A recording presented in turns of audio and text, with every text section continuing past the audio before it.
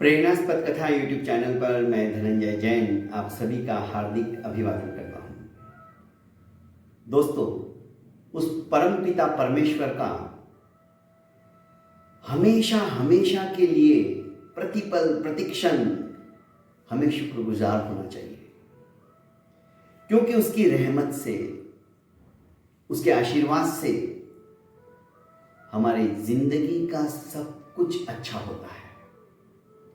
एक भक्त था, बहुत गरीब, पर अपने गुरु की दिलो जान से सेवा करता था। उनके वचनों का पालन करने में अपने आप का वो अहोभाग्य समझता था। उनके प्रवचनों को बिना तकलीफ के, बिना एक भी दिन खड़ा किए वो सुनता था।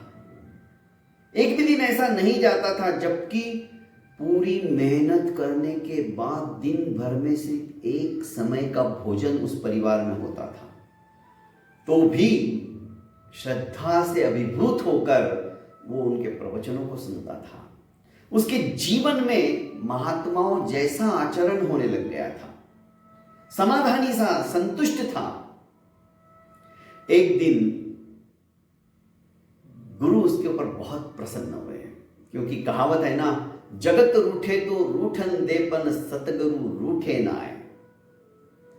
सारा संसार यदि तुमसे रूठ जाता है तो रूठने दो, पर तुम्हारे गुरु तुमसे कदापि रूठने नहीं चाहिए, नाराज नहीं होने चाहिए।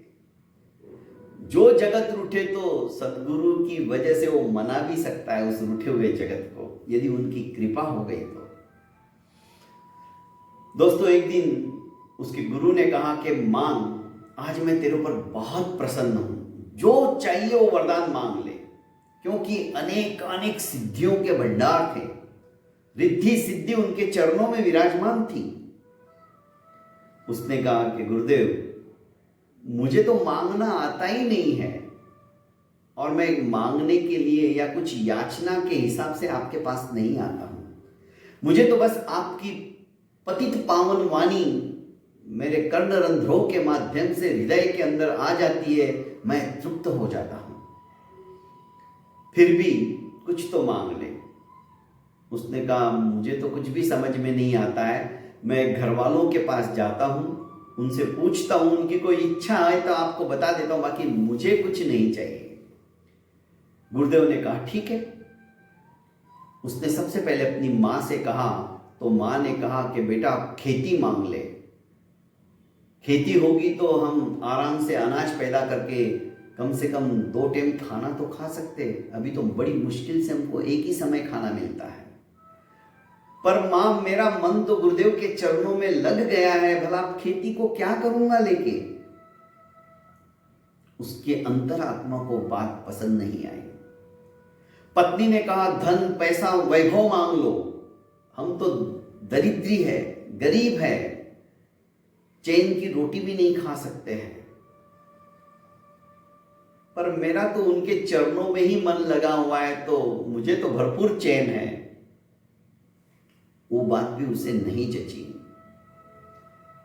उसकी एक छोटी सी बेटी थी, 8 साल की, बहुत होशियार, विचक्षण बुद्धि की धनी।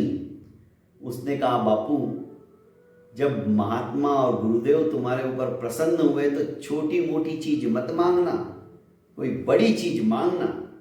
उसने कहा, बेटा, मुझे तो मांगना ही नहीं आता है, चल तू ही मांग ले, तेरे मन में जो आ जाए, क्योंकि गुरुदेव तो प्रसन्न है। पर यह जानता था कि मेरी बेटी मेरे से भी ज्यादा अध्यात्म में लवलीन है, तल्लीन है, बहुत होशियार है। उसे संसार की मोह माया अपनी ओर आकृष्ट नहीं कर सकती, जबकि वो उम्र में बहुत छोटी है। कल अपने बापू के साथ गुरुदेव के पास पहुंच गई। गुरुदेव को कहा उस भक्त ने कि गुरुदेव, मुझे तो कुछ नहीं चाहिए, पर ये मेरी बेटी की इच्छा थी कि मुझे लेके चलो, और मैंने भी इसे कहा तुझे जो मांगना है मांग लेना। तो बोलो बेटा, मैं बहुत खुश हूं, क्या चाहिए तुम्हें?